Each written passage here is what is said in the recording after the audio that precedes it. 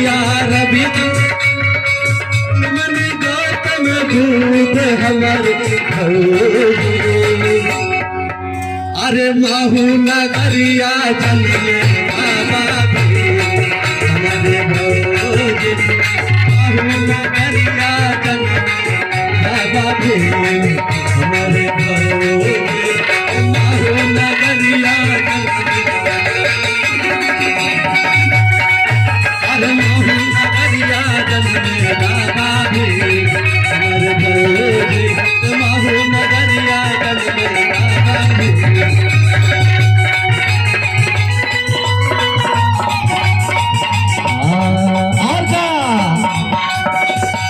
जी कौना नगरिया रविदास जन्मे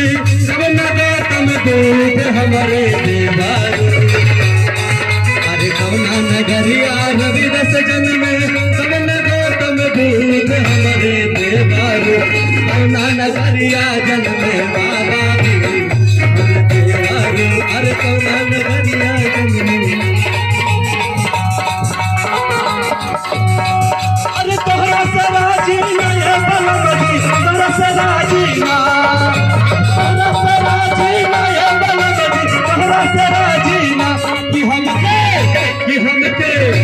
हमके काया धाम घुमाना बलमजी रसराजी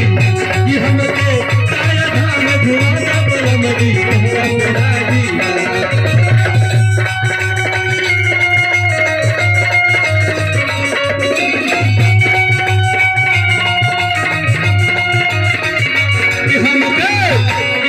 हमके गुरु जी से दर्शन कराता बलमजी रसराजी हमके गुरु जी से दर्शन कराता बलमजी